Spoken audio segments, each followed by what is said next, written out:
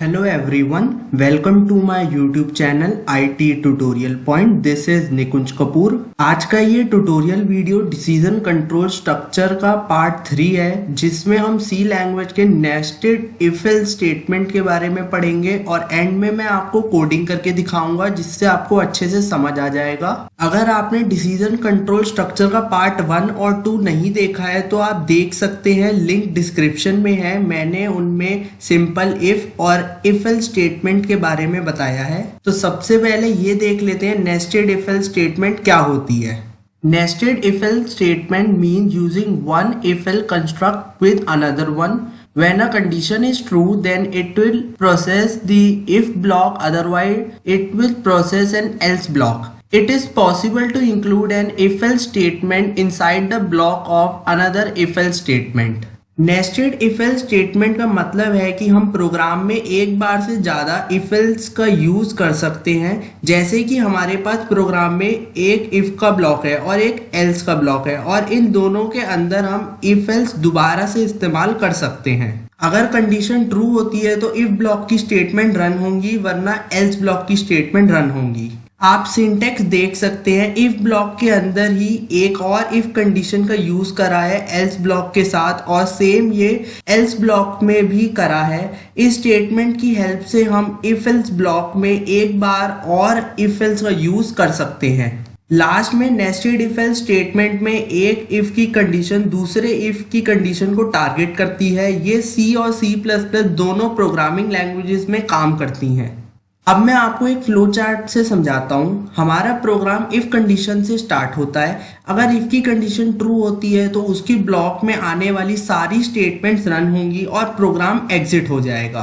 अगर इफ की condition false हो जाती है तो वो चेक करेगा कि नेस्टेड इफ कंडीशन, जो इफ पहले से ही इफ ब्लॉक के अंदर है, ट्रू है या नहीं। और अगर नेस्टेड इफ कंडीशन ट्रू होती है तो फिर उसके अंदर आने वाली सारी स्टेटमेंट्स रन होंगी। अगर नेस्टेड इफ कंडीशन फॉल्स हो जाती है तो लास्ट में नेस्टेड एल्स बॉडी है, उसकी सारी स्टेटमेंट रन होंगी और प्रोग्राम एग्जिट हो जाएगा। अब मैं कोडिंग कर लेता हूं, जिससे आपको नेस्टेड इफ एल्स की वर्किंग समझ आ जाएगी। आज की कोडिंग में हम पता करेंगे कौन सा नंबर सबसे बड़ा है। हम 3 नंबर लेंगे और फाइंड करेंगे उनमें से सबसे बड़ा नंबर कौन सा है। तो चलिए अब स्टार्ट करते हैं। सबसे पहले मैं लिखूंगा हेडर फाइल्स।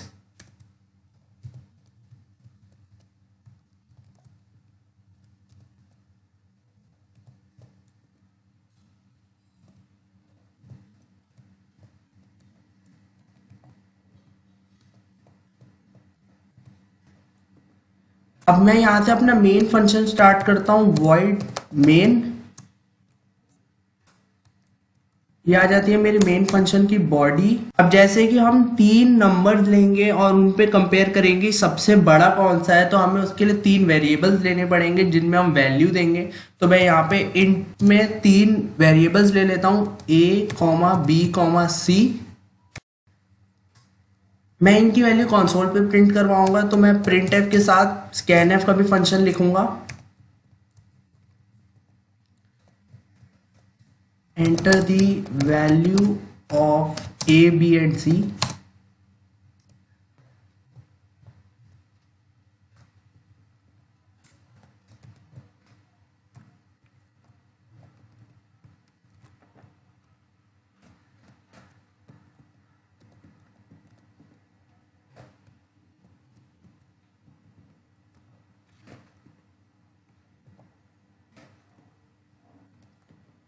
तो ये आ जाती है हमारी स्टेटमेंट printf और scanf की, जिससे हम वैल्यू कंसोल पे दे पाएंगे। अब इसके बाद हम स्टार्ट करते हैं हमारी कंडीशन।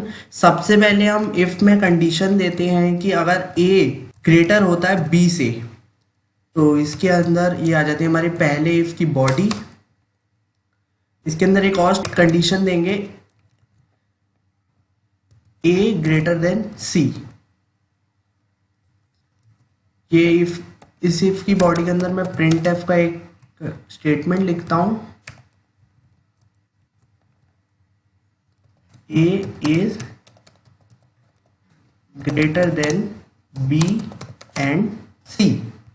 मैं इसे आपको पहले समझा देता हूँ। अगर मेरी पहली स्टेटमेंट ट्रू निकलती है, जैसे कि अगर ए बी से बड़ा है, और अगर दूसरी स्टेटमेंट भी ट्रू निकलती है कि ए सी से भी बड़ा है, तो ये प्रूफ होता है कि ए बी और सी दोनों से बड़ा है, तो प्रिंट आएगा A is greater than B and C.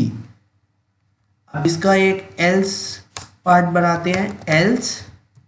Else के ब्लॉक में लिखेंगे हम प्रिंट एफ। अगर ये चीज फॉल्स हो जाती है तो हमें लिखा आएगा C is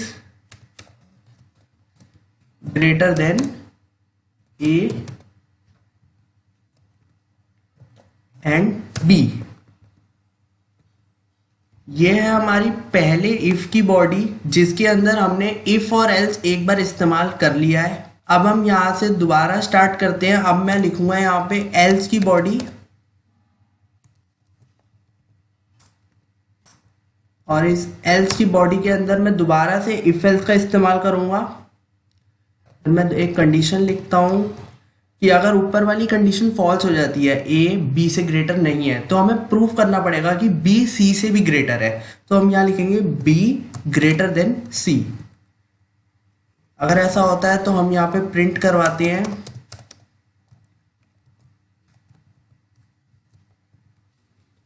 B is greater than A and C. अगर ये कंडीशन फॉल्स निकलती है तो इसके एल्स पार्ट में मैं लिखवाता हूं print F C is greater than A and B. तो ये आ जाती है हमारी एल्स का ब्लॉक, जिसमें मैंने इफ और एल्स का इस्तेमाल करा है। यहाँ अब मैं एंड में, मेन फंक्शन के एंड में लिख देता हूँ गेट सी एच, और डिक्लेरेशन स्टेटमेंट के बाद मैं लगा देता हूँ क्लियर स्क्रीन।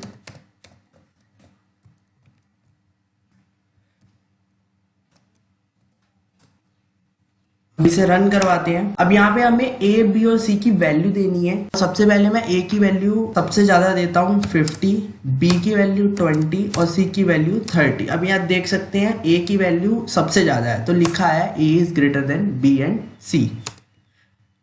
मैं एक बार और करके दिखाता हूँ। अब मैं बी की वैल्यू सबसे ज्यादा दूंगा, बी की वैल्यू मैं 50 देता हूँ और सी की वैल्यू मैं 10 देता हूँ, तो अब दिखाएगा B is greater than A and सी।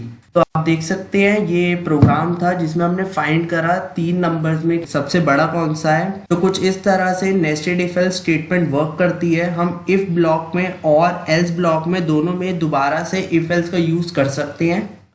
आज का ये वीडियो पूरा सी लैंग्वेज के नेस्टेड इफ एल्स स्टेटमेंट के बारे में था। अगर आपको मेरा ये वीडियो अच्छा लगा तो वीडियो को लाइक करें, कमेंट करें और शेयर करें। और अगर आपने मेरा यूट्यूब चैनल को अभी तक सब्सक्राइब नहीं करा है तो सब्सक्राइब कर दो, साथ में बेल आइकन होगा उसे भी प्रेस कर देना कि मैं जब भी अपनी नई वीडियो अपलोड करूं तो उसका नोटिफिकेशन सबसे पहले आपके पास आए। मैंने अपना इंस्टाग्राम आईडी डिस्क्रिप्शन में दिया है, तो अगर किसी को डाउट आता है मेरी वीडियो को देखने के बाद तो मुझे आप वहाँ पर्सनली टेक्स्ट करके पूछ सकते हो। ये वीडियो यहीं ख़त्म होता है। मैं जल्दी आपसे मिलता हूँ एक नए ट्यूटोरियल वीडियो के साथ। थैंक यू, अभी के लिए बाय।